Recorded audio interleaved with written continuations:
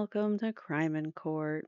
My name is Heather, and this is another episode in the Ashley Benefield series that I'm doing, the deep dive on the Black Swan trial, Florida versus Ashley Benefield.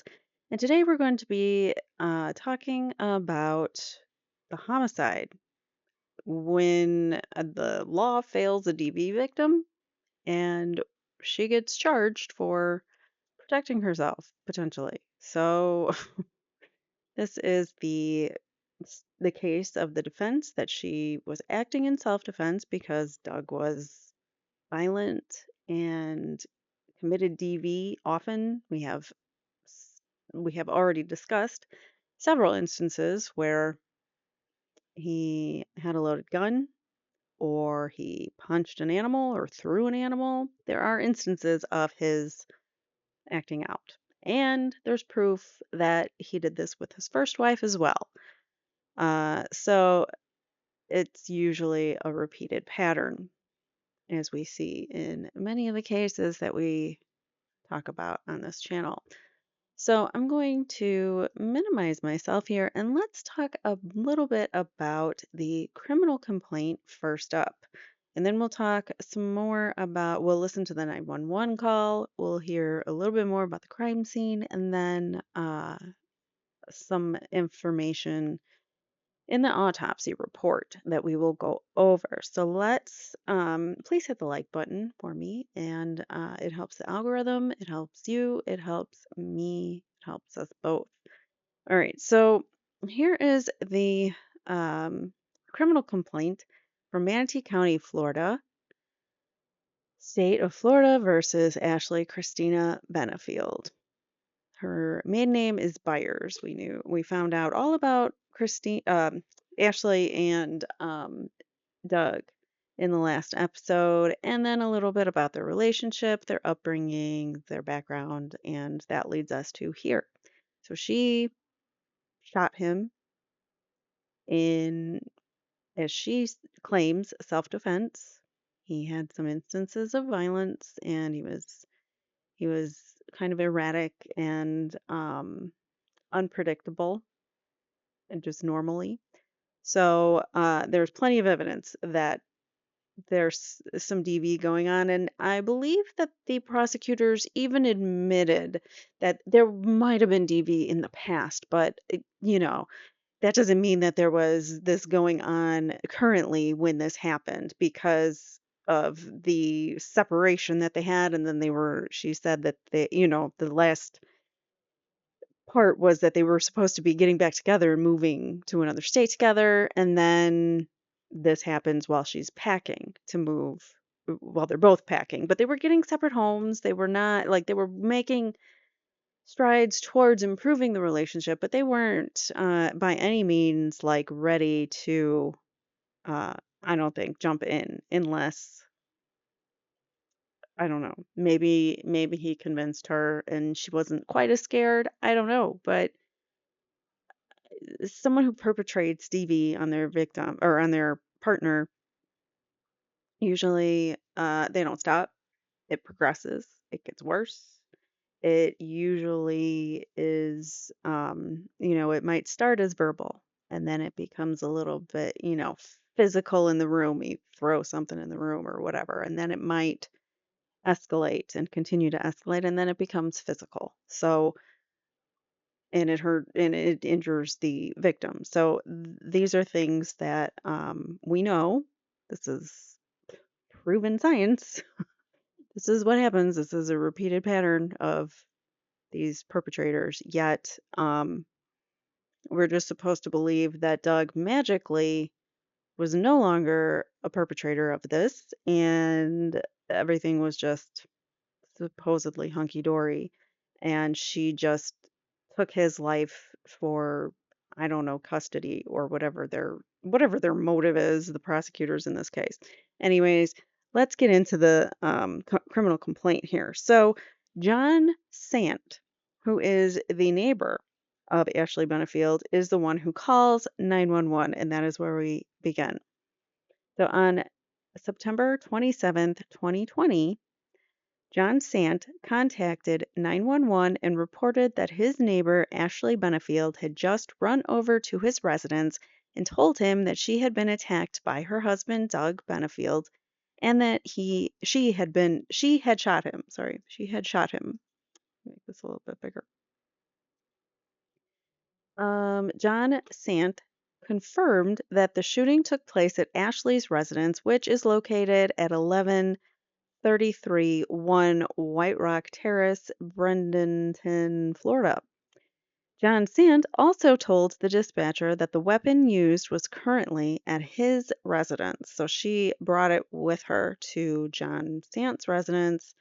John Sant remained on the phone and in the presence of Ashley until she was directed to go out and meet the deputies. John then directed deputies to the firearm, which was still inside his residence. So, responding deputies entered the residence and began to render aid to Doug Benefield, who was found on the floor on Ashley's bedroom. Ashley's bedroom, sorry. Douglas was moved to the living room where the deputies continued to render aid. Douglas had 2 gunshot wounds visible on his person.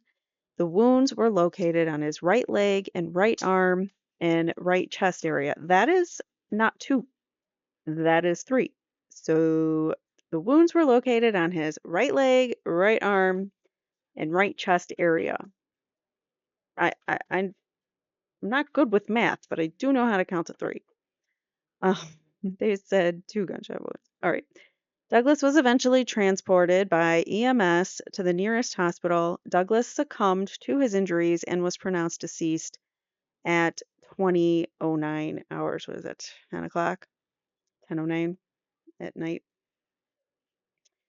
So a search warrant was obtained for the residence, and during the execution, it was discovered that a total of 4 shots were fired. 4.45 caliber casings were located on the floor in Ashley's bedroom. A loose projectile was also found on the floor, and 2 more were found embedded in the walls of the residence. Ashley was transported to CID by patrol for an interview.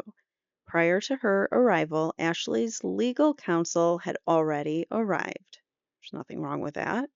Ashley and counsel advised that she did not wish to make a statement at this time. Ashley did, however, make a spontaneous statement to me advising that her ears were still ringing. Okay. Who is this officer and how do I trust him? Ashley was shown to the interview room so that she could confer with her counsel. As we walked to the interview room, I did not observe Ashley to have any injuries, nor did I observe any ripped, torn, or stretched out clothing. Yeah, because that's the only sign that a DV perpetrator is somehow using their power, size, whatever to manipulate the person that they are with and to trap them in a home.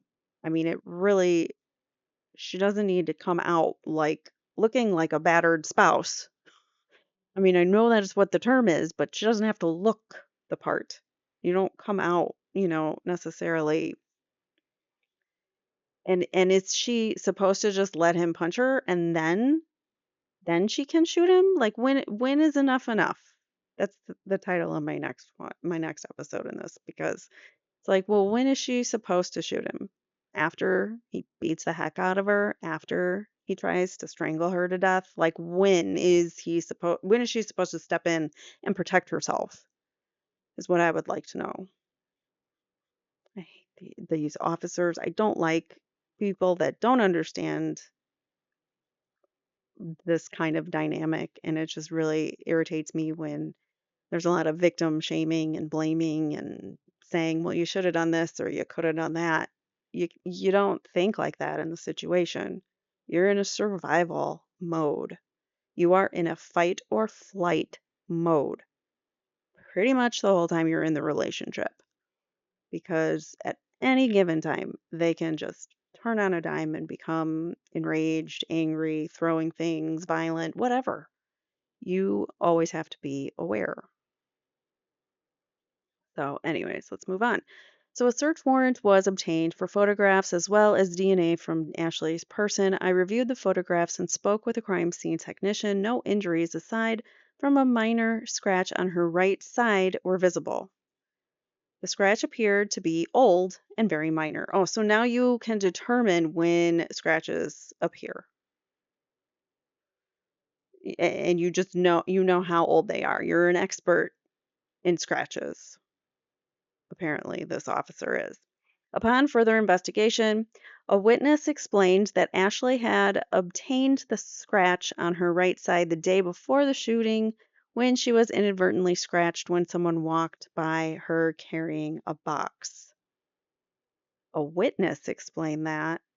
What? That's what Ashley actually testified to, was that Doug was pushing the boxes into her while they were packing and moving. They were loading their like pod or whatever.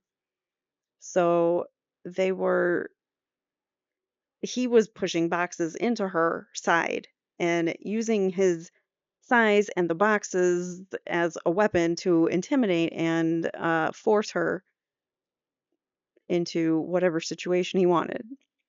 So Douglas was found to have been shot twice. One of the rounds entered the outside of his right leg and exited the inside of his right leg. The other round appeared to have skipped across his right bicep and entered his chest cavity from his right side. What about the arm? No signs of stippling were observed on Douglas or his clothing, indicating that the firearm was several feet away when it was fired. So so they say. This is, again, you're not a stippling expert. This is a cop. You're not the expert to determine that. The medical examiner is the one to determine stippling and how far and away they think that the gun was, and any firearm experts, but not this guy. Whoever Joe Schmo officer is, he's a patrolman who arrives on scene. All right, so moving on. Based on the entry wounds on Douglas, it does not appear that he was facing Ashley when she began shooting. This is also false.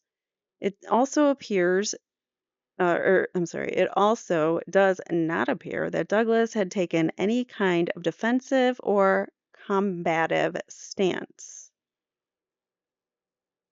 How would you know? He's on the floor with injuries. How would you know if he was in some kind of defensive or combative stance?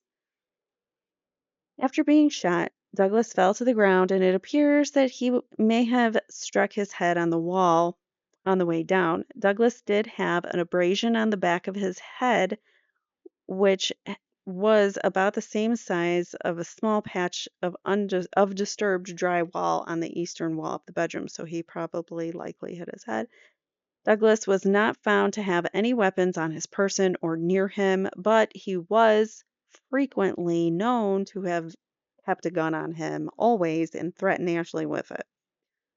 On October 1st, 2020, a second search warrant for photographs was executed on Ashley for any delayed injuries that may not have been visible on the night of the shooting. No injuries were observed. Numerous requests have been made through Ashley's legal counsel to set up an interview to discuss what occurred in the room that night.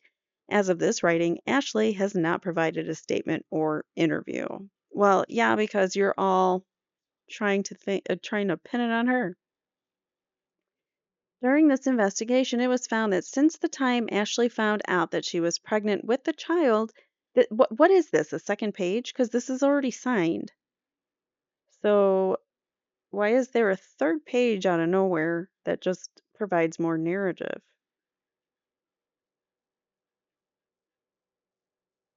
Is it part of the same?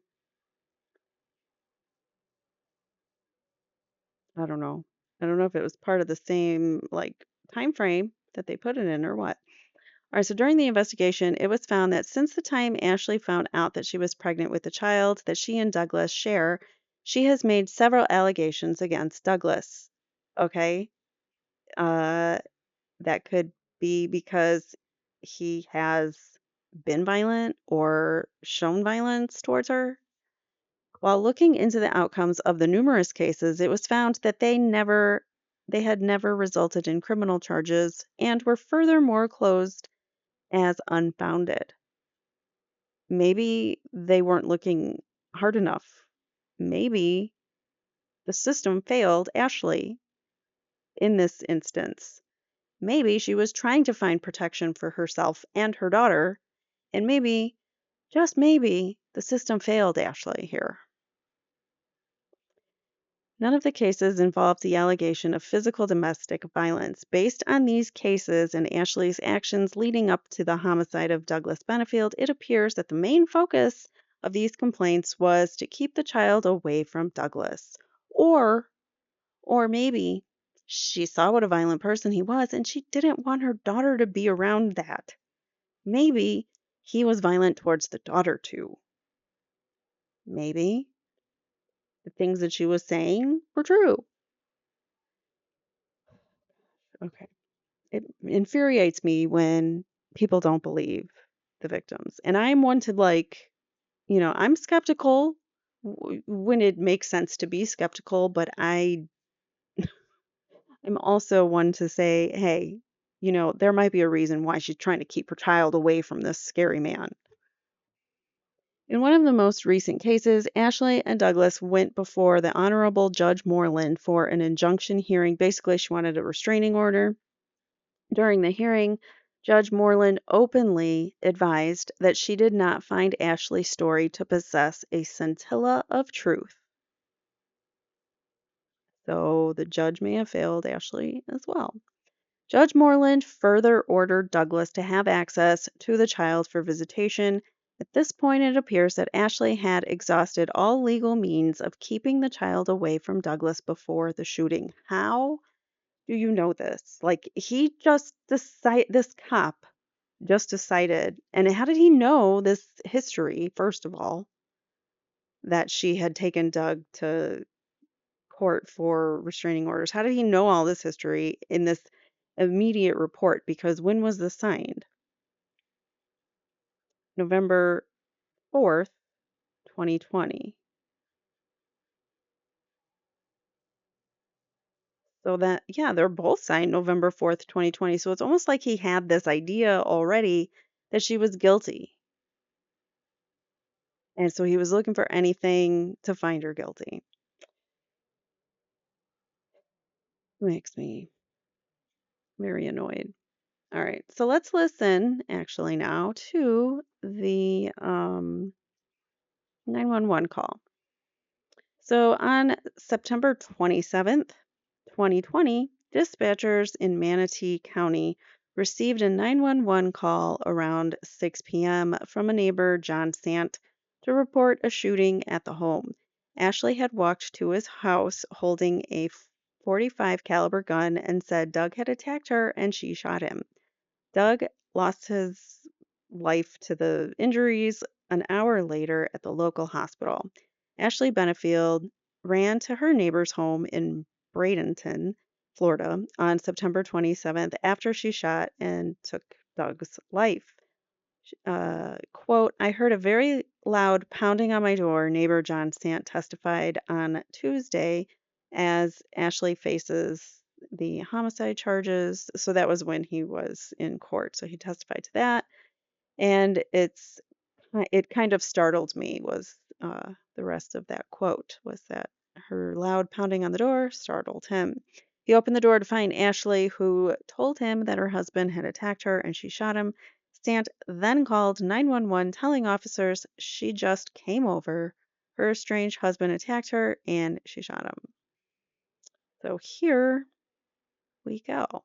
Can I help you? Hey, Gabby, it's Karen. On 11327, I have John Singer on the phone. He's saying the neighbor came over, female neighbor. It was a domestic. She shot her husband. Okay. All right, I'm going to get that on the screen, okay? Okay. What screen does she occur at? The 11327 White Rock Terrace. Okay. That's my address. That's your address? What's her address? Where does it occur at? Her address is right next to her. I believe it's 11331. She's on the corner? Okay. Yes, ma'am. On the corner. She's with me now, quite upset. The weapon is here. We need the police before her mother and the little girl gets back from the park. I don't want them to find this. Yeah. You want me to go over and look at anything, or just wait for the police? No, I want you to just wait for the police, okay? All right, if you could just get them here quick. Gabby, you want to let us know if we need EMS? Yes, we will. Okay, thank you. Okay, so they were in an You can hear Ashley in the background crying. argument? I don't know. She came in. She was quite hysterical. I didn't know who was banging on my door. Said that he attacked her, and she shot him. They've been having trouble. Okay. I'm just getting that all on the screen, okay? Okay. I know, honey. Come on, calm down. I know. Okay, It's not what people think. It's not what people think it is. I know. Yeah. Go ahead, ma'am. Where is the gun? Is it with her, or is it just... I have it right here, ma'am. It's sitting on the floor inside the door. My door's locked, so in case he isn't, he can't get up. I'm also armed if he does come over and try to harm her, just so everybody knows. Okay. I'm kind of concerned.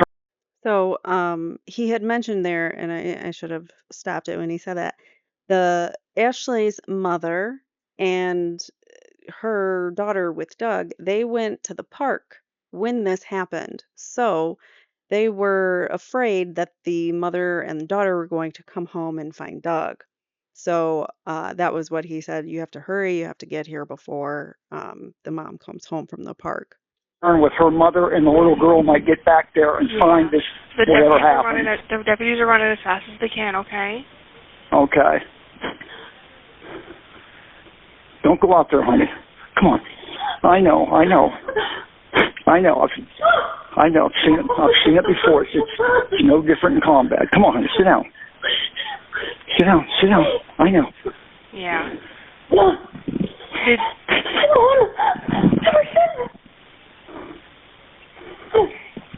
All right, I just want you guys to stand up.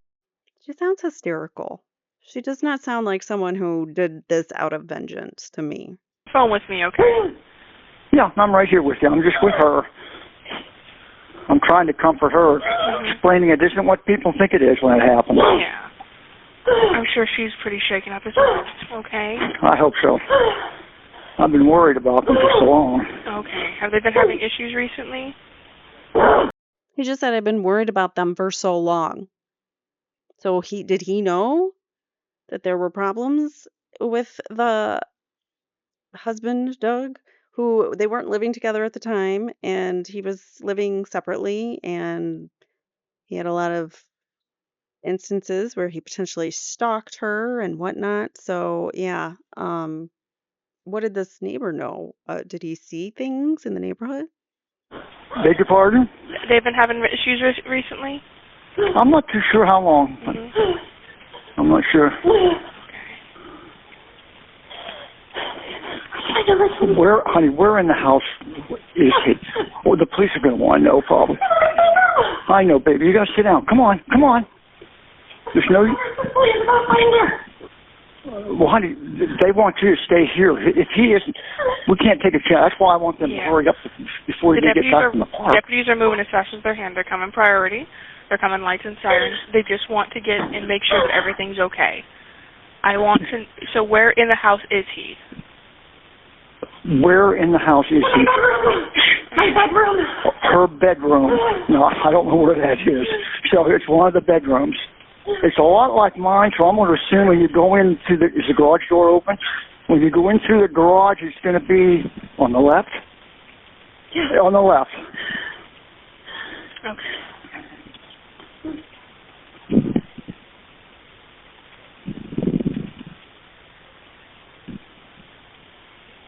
Okay. All right, I'm just getting that typed up, okay?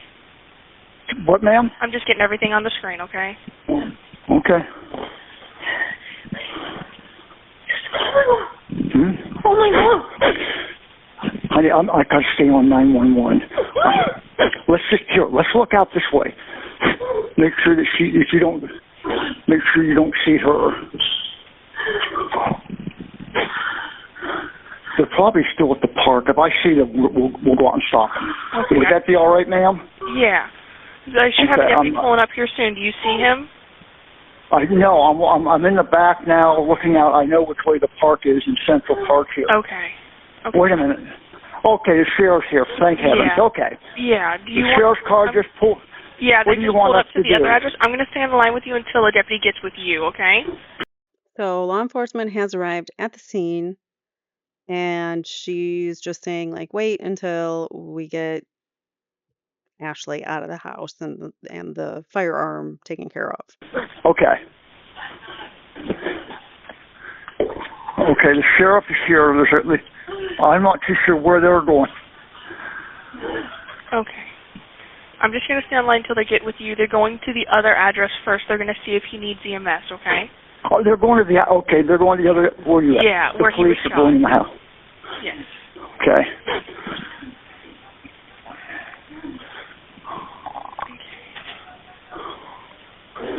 Sorry this had to happen, honey. I know.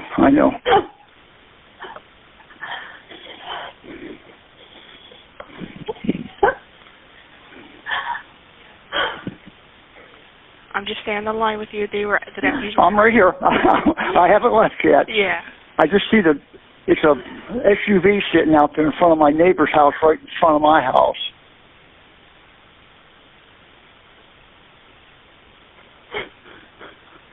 Just be calm. You know they're going to take you into custody. You know that, right? Okay, just you know. You just calm down and explain. Okay.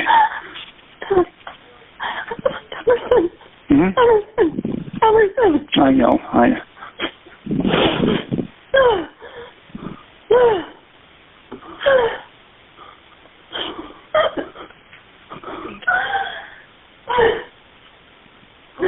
Okay. You just let me know when they come knock on your door, okay? Are they coming now, the police? They will. They're waiting for a little bit of Okay. additional units. They want Okay. to have everything. Yeah, okay, well, I'm glad they're, okay, we got to get a hold of, don't you go out. All right, until the police officer comes. Let me look. And I'll I sure don't, I just don't want her mother to be stunned thinking it's her. Yeah, no, I know. Oh, jeez. Okay. Yeah. Mom walking around the corner and then sees that there's sirens or lights, flashing lights at the house and emergency vehicles. She might panic a little bit.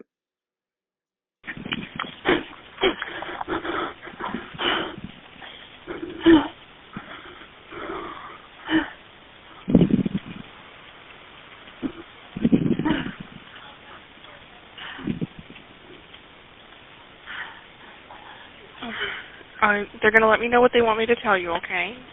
They're just waiting to make sure that Okay. they have other people with them. They don't want anything to get out of hand without having proper backup, you know? Yeah. Well, like I said, the weapon's here. Mm-hmm. I just want them to know that exactly where it's just sitting right inside the door. It's on the floor. And I did reach out when she ran in and picked it up off my front patio and brought it in. I wasn't going to leave it outside. Mm-hmm.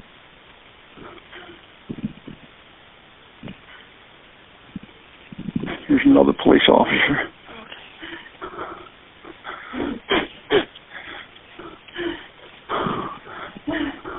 Is it just inside the front door or the back door? Say that again? Is it just inside the front door or like the back door patio area? I'm by the front door. Okay. She came in the front. I'm sitting here staring at an officer right now. Okay. Looks like he's talking to one of the other car. Either one of them are moving. Yeah. I'll let you know when it's time when to come out, okay? Okay. Honey, is that your weapon or his? Okay. I'm going to probably... Let me get my shoes on. What's the female's phone number? I don't know. I'd have to ask her if she can tell. I don't know it off. Can I get her on the phone for a second? I can ask her myself if you need. Can you talk to her for a minute? I can. No? I just need her phone. I just need her phone number. I'm not asking her any questions. All she needs is your phone number. Huh?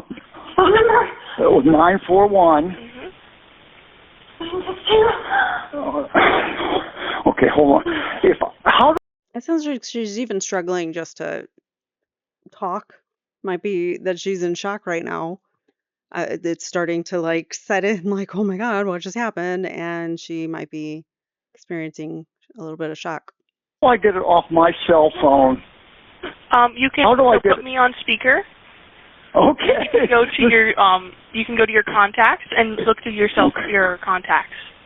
All right. Yeah. Okay, let me try that. Yeah, just hit your home button. Are you still there? Yes, I'm still here. Okay. Okay, I can see the. How do I go to my con? Oh, okay, con.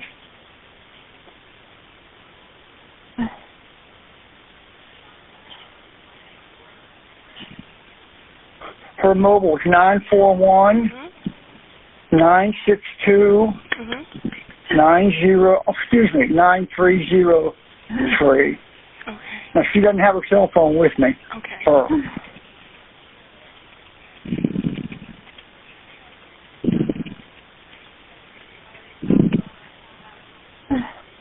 Okay.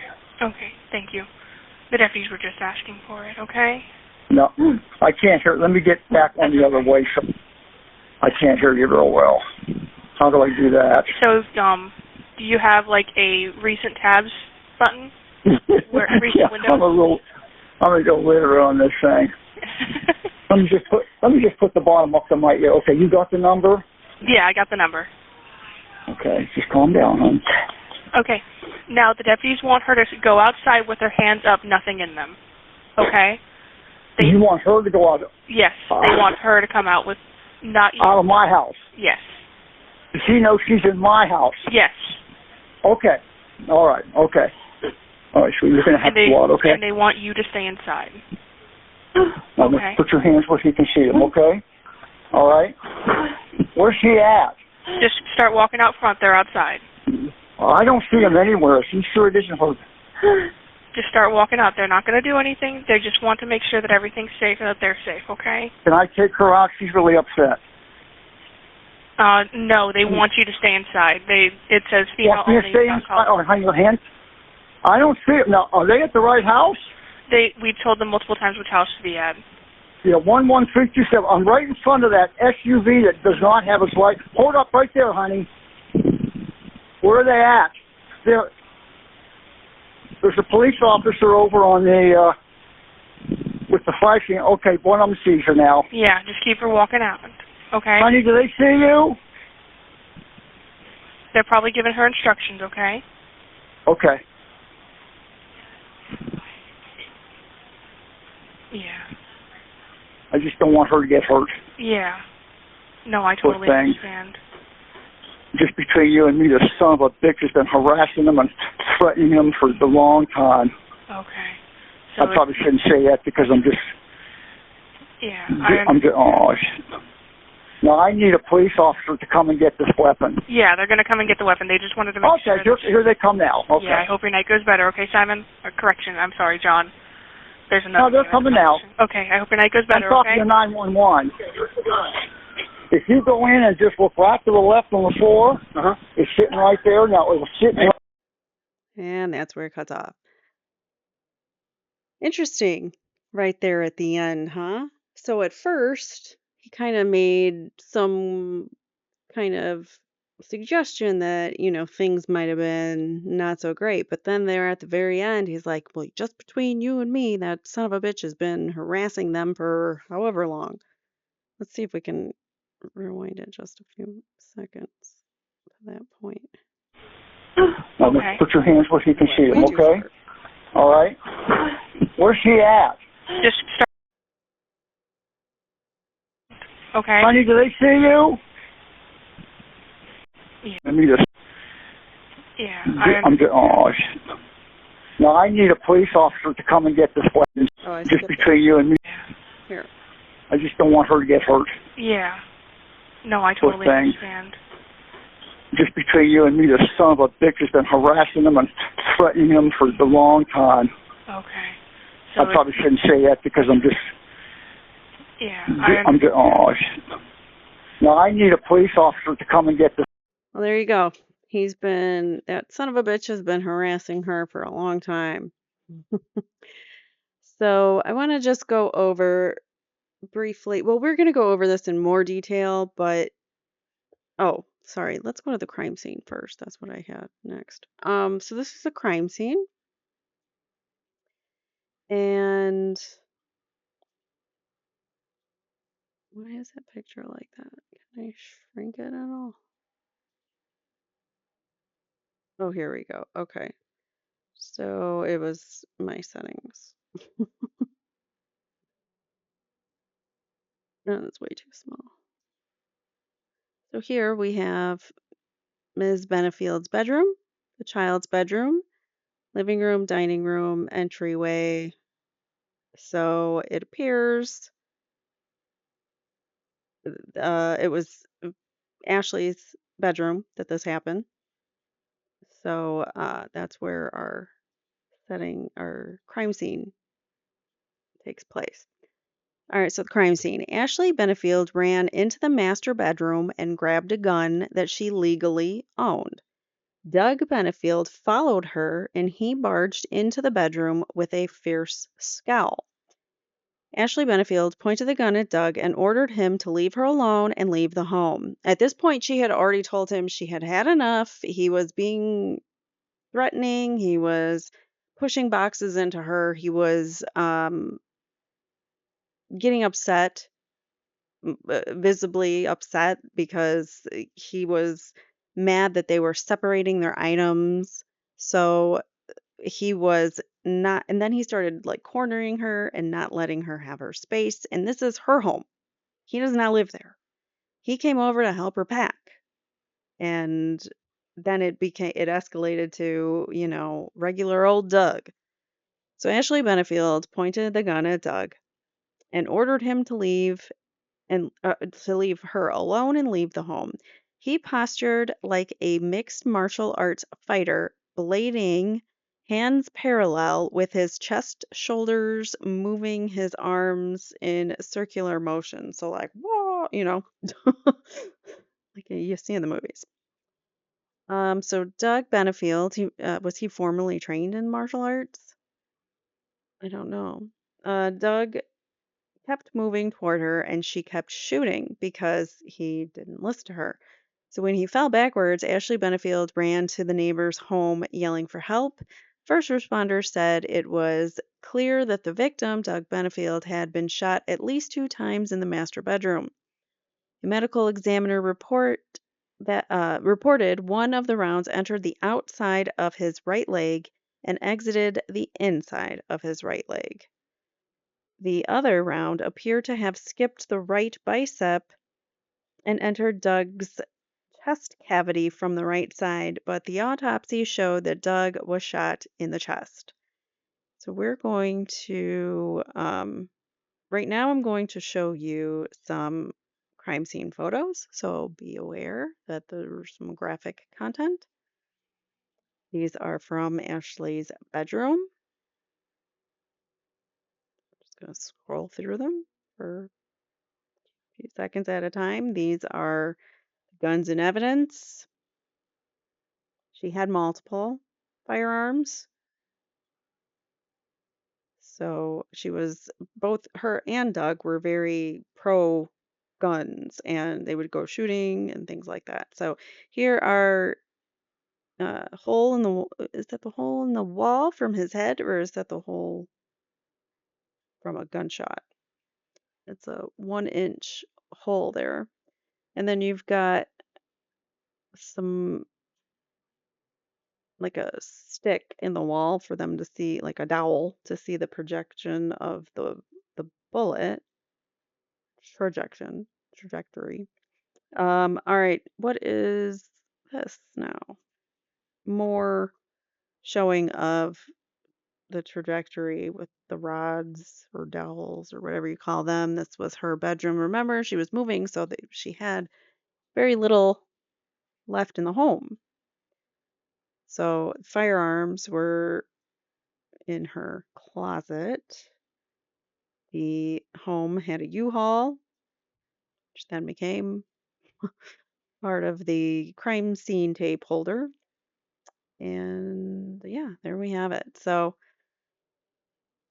um that is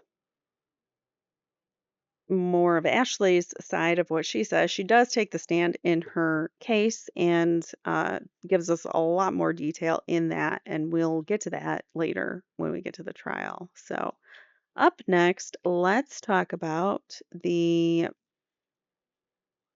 DV incidents again. We're going to talk about this in more detail, and we're going to go over the exhibits, and we're going to go over specifics. We've got Doug's deposition in the next episode that we're going to go over where he admits to these things. So I just want to go briefly over the DV history. So Doug fired a handgun into the ceiling in their kitchen. Doug threw a loaded gun at Ashley. Doug punched their dog in the face hard enough to render the canine unconscious. So let that sink in. I don't want to, but it's there. All right, so Doug placed a tracker on her car. He admitted to it, and Ms. Benefield frequently observed him tailing her. Doug was caught by a neighbor at night standing in her backyard and peering into Ashley's home. Doug punched numerous holes in the walls of their home. Doug's previous marriage had a history of DV. Ashley had an injunction for a protective order, and we're going to read through Doug's deposition in the next episode. But I just wanted to, and we'll go through these texts also. There's a few texts there. Here you can see that she's got some swelling around her eye. This was after the incident here. So maybe let's read these now. We'll read the text messages now. All right, so text message exchange between Ashley and Doug. So I just lost it. I found my breaking point. And you took it out on the dog, he says. No, she says, and you took it out on the dog. So he says he just lost it. He found his breaking point, and that's when he punched the dog. She says, and you took it out on the dog. He says, fine, you can remind me. Ashley, I was stupid. I was angry. I was frustrated. I was lost. I needed help. I got help. She says, and you threw a 13-year-old cat. He says, how many times do you want me to say I failed? That all shows that a man who has never done that was under too much pressure. That's what happens. You break. I broke. I lost. I know it. I got help. So basically he's just shrugging it off like I did it. I admit it. Okay, fine. Let's just move on. Let's just not talk about it ever again because obviously, whatever. He's totally in the right to punch a dog and throw a cat. Um He says, who got me so mad, Ashley? I told her about wall. I told her about gun. I told her we argued. Common denominator is you until you have never punched a dog or shot a gun. Look in the mirror yourself. She says, so you told her then. You told her. And DSS, you punched the dog. So I guess maybe he's talking about therapy, that he was talking about her in therapy. And she's like, so you told her then? He says, I punched the dog because you got me so mad, like you wouldn't stop about Eva. Always Eva. Every argument, Eva. She says, you punched the dog because of Eva? Sounds like you are unstable. He says, wow, look in the mirror, Ashley. Now this is, whose number is this? This is the same number, but maybe she switched cell phones. Now somebody said, I'm sorry, and a sad face. And then it says, now all I see is some douchebag on top of you, effing you with your legs spread, and him choking you out and effing you more. Right now, I literally want to go KILL him or them. She says, baby, don't even think like that. No one will ever touch me. He says, you haven't seen the warrior side and never want to. She says, I am yours. I don't. I don't. You are right. I want to see you only as my sweet and loving husband. And so those are um, a little insight into their conversations. Doug had a previous marriage. So remember, we learned that Ashley was his third wife. He was married prior to a woman who he said was mentally unwell or whatever he said.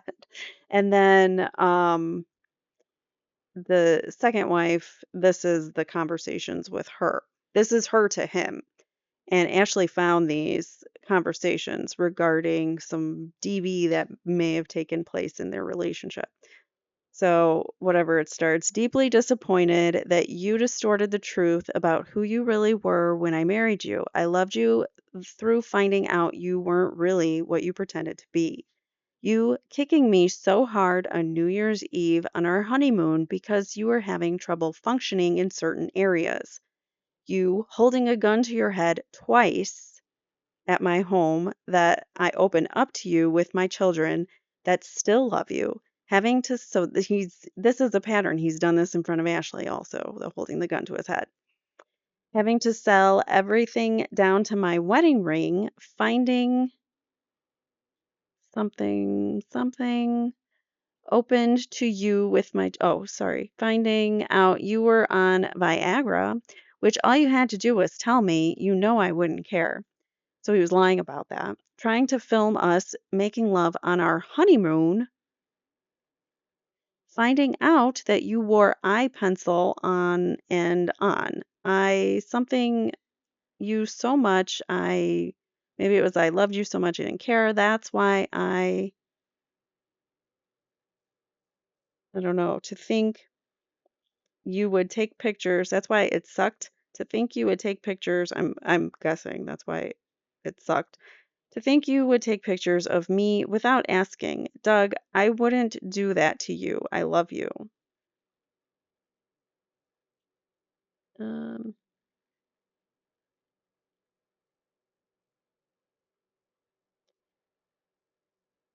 this is the same as that, just a different picture. But yeah, so those were also some insight to what Doug and his first wife, Renee, were going through on their honeymoon for of all places or of all times.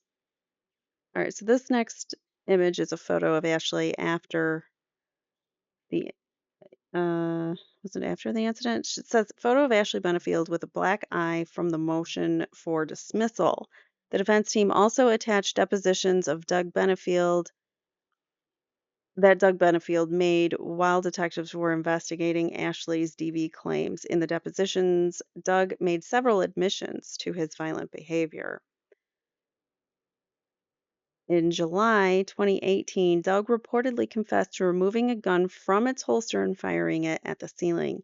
He also allegedly threw the gun against the wall in an attempt to silence Ashley Benefield during an argument. Doug fired a gun during one of their arguments, a bullet lodged in the ceiling of their home. You can see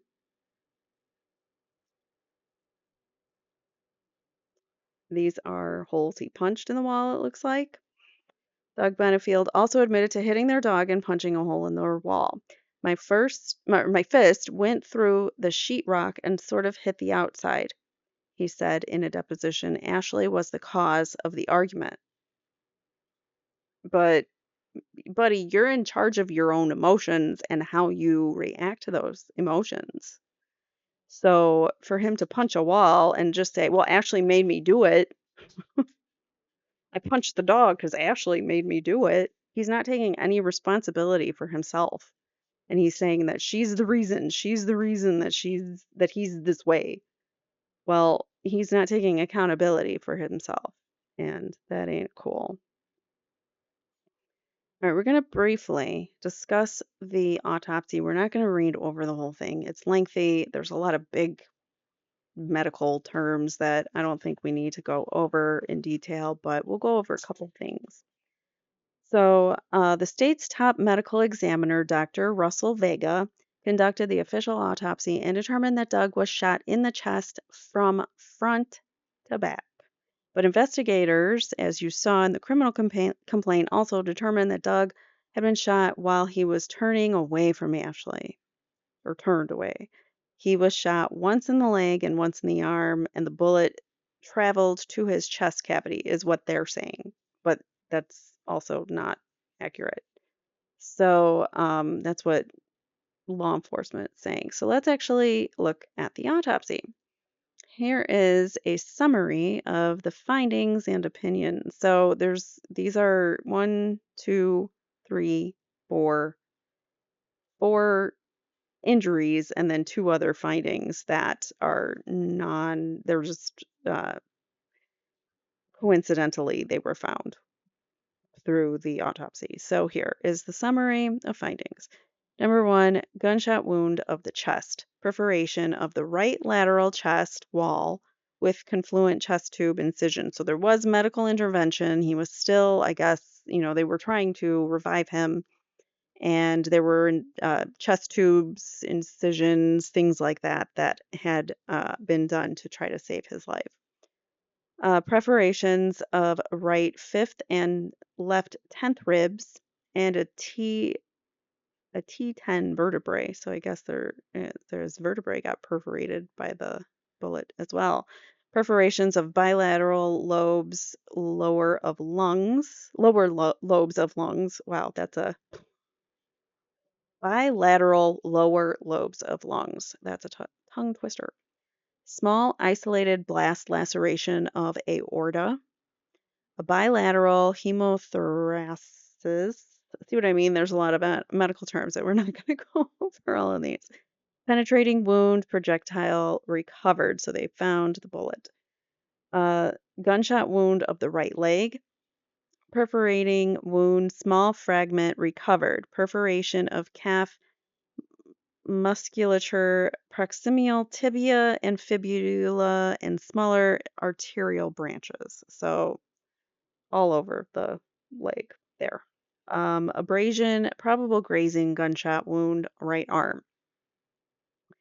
Blunt impact of the head, cutaneous abrasion, and soft tissue scalp contusion, which is basically a concussion, and a bruise potentially from hitting the wall or maybe even the floor on his way down.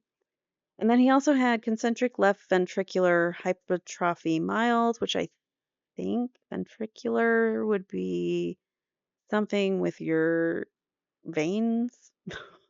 And then something with his heart, some kind of heart disease, which was mild.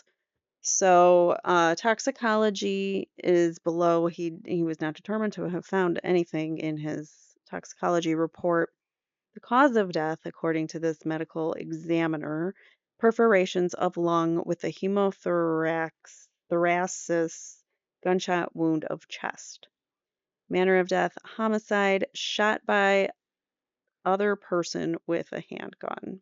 And that's signed by Russell Vega. We're not going to read through all of this. This is a whole thing. It goes into everything like facial hair consists of short beard and mustache. And we're not going to read all of that.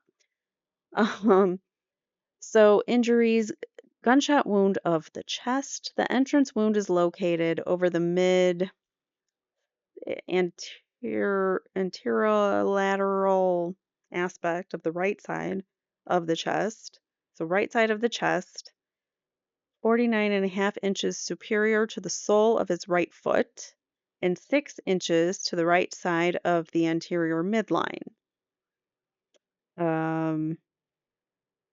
The wound compromises a roughly 7/16 of an inch in diameter round perforation with a uniform 1/16 of an inch in width abrasion margin. Note that the posterior margin of the perforation is extended via a horizontally oriented 3/4 of an inch in length incision made to accompany the chest tube, which it was inserted through this incision and gunshot entrance combination. So it is the entrance of the gunshot wound, but it is also an incision for the medical intervention that took place. So it's probably it's interfered with, basically. Note that that through this entrance wound, the chest tube is inserted through the soft tissue defect and fifth intercostal space pleural perforation that the gunshot wound creates. The skin surrounding the perforation has no soot fouling. I don't know what. Oh, soot fouling. So or stippling, and there is no soot fouling evident in the depths of the wound. So there was no stippling, no soot from the gun residue, apparently. The wound track has no exit. However, a palpable projectile is present in the subcutaneous tissues of the left side of the back, 49.5 inches superior to the sole of the left foot and 3.5 inches to the left side of the midline. See what I mean? How it's so specific and medical sounding? The wound track traverses the skin of the previously described entrance wound. We're not going to read all of this. Blah, blah, blah. The wound track then perforates the posterior surface of the left lower lobe of the lung. So it does enter the front, goes into the lung, and then exits out the back. Or the exit out the left pleural cavity by grazing whatever, the rib, the left rib. So it came in the front chest, like on an angle, and then perforated the lower lobe of the lung and grazed the rib on the way, or yeah, grazed the rib going back out. The wound track then traverses musculature and soft tissue of the back, and this region ending in the subcutaneous tissues of the back. So it ends in the back, basically. I mean, not even basically, yes, definitively, she says. It comes in the chest, goes through the lung, out the back after it grazes the rib. So that's how the wound went, how the bullet went. That's how where the bullet traveled. Yet in the criminal complaint, they told us something completely opposite. They said that he was shot from the back when he was turned away from Ms. Benefield. So they are liars, pants on fire, I guess. So I don't think I need to read much more of that, but it does say definitively the wound track is with reference to the standard anatomic position from right to left, from anterior to posterior, so from front to back, and without significant infer superior deviation. So it really didn't go anywhere, like in the body, it didn't like shoot off and like hit something else and go out like the shoulder. It stayed in a pretty straight line, basically, is what that's saying. So there you have it. The gunshot wound to the leg. Let's see, the exit wound or entrance wound is located over the posterior leg, the outside of the right leg, and then the exit wound is located over the lateral aspect of the right knee.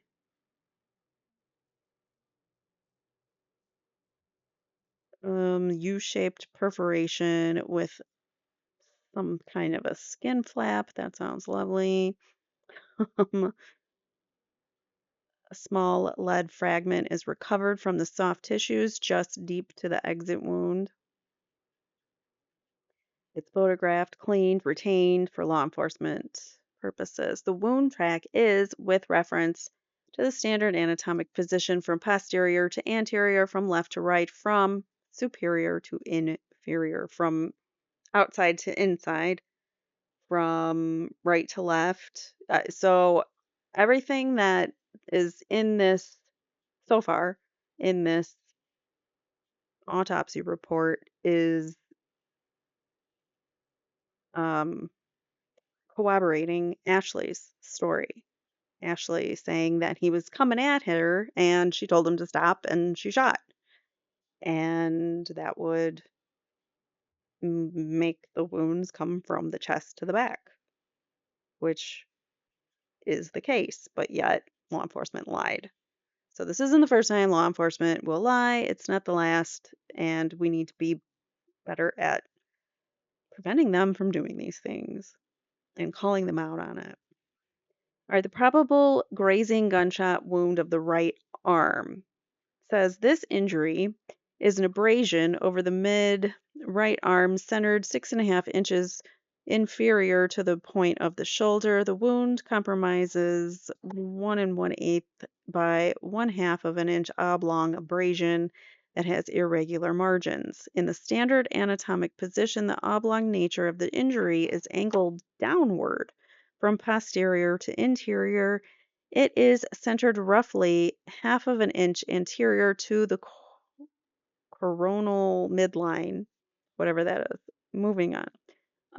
Number two, the wound does not penetrate beyond the skin, so it's just a flesh wound.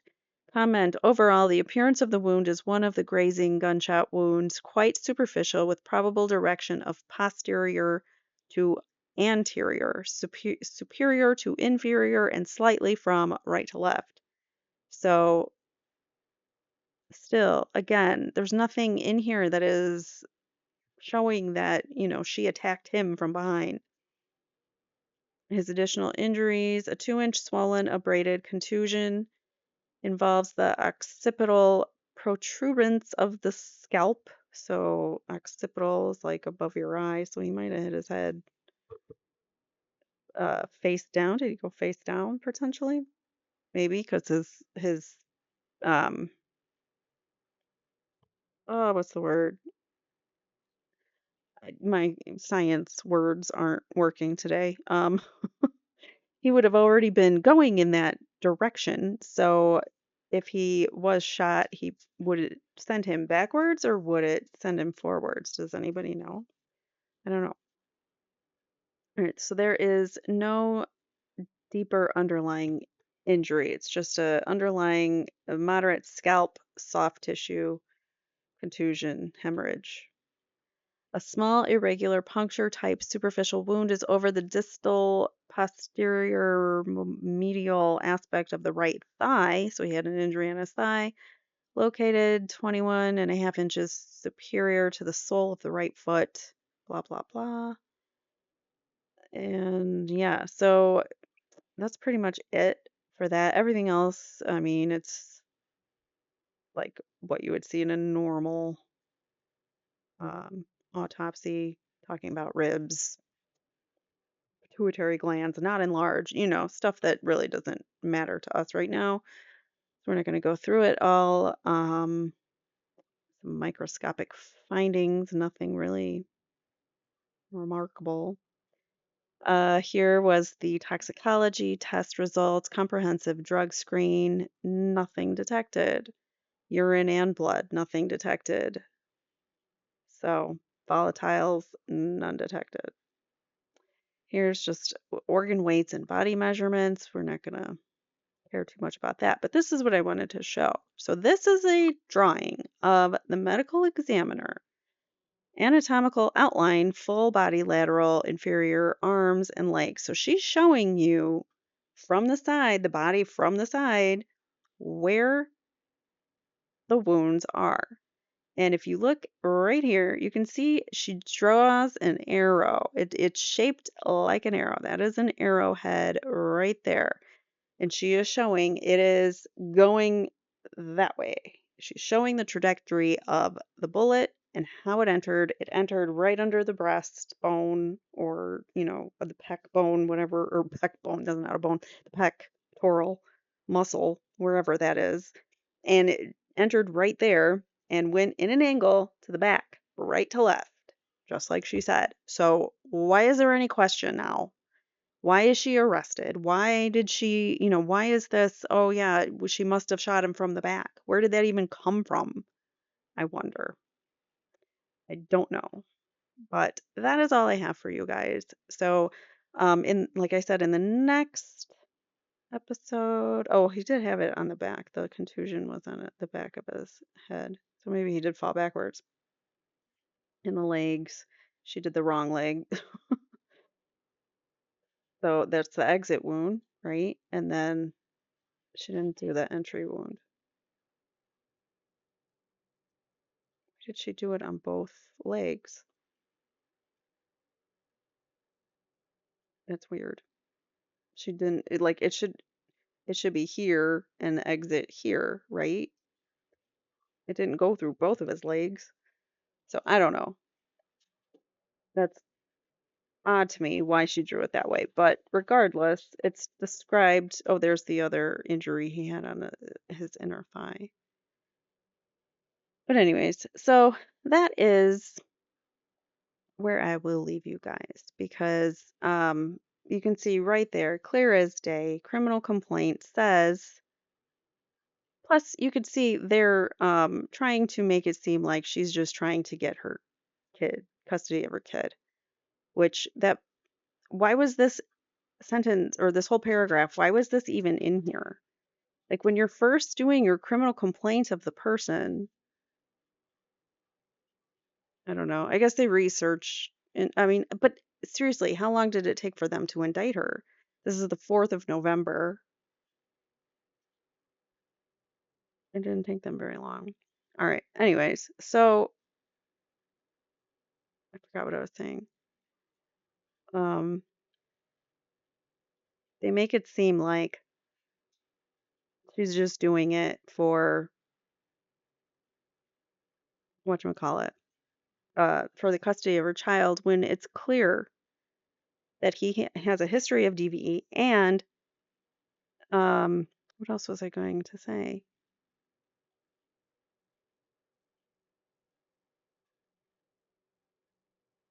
I totally forgot what I was saying. Oh, it's clear that the detectives lied in here because they say, where was it? That the based on the entry wounds on Doug, it does not appear that he was facing Ashley. Yeah, it does. So why can I not highlight here? Based on the entry wounds, it does not appear that Doug was facing Ashley, which is just a bold-faced lie because we just look looked at the autopsy report and here it is. That's how the incision went. That's how the bullet went. And for them to be that disingenuous with the information in this criminal complaint and to still have it go to court, and we're going to get into all of the, stand your ground law, and was she in her right to keep uh, to use that use of force? Was it appropriate in that situation? And did she have a responsibility to not use that much force? We don't know. We'll get into that. But um, what was I going to say? So next episode, like I was saying, we're going to go over Doug's deposition and the DV in more detail so we can get a better idea of what it was like for Ashley in that situation and what her mindset was like going into a situation where her husband was coming at her and how she would feel. So we'll get more into that in the next episode. So make sure you are subscribed. Please hit the like button, and I will see you guys in the next episode. Thank you so much for watching. Take care. Bye now.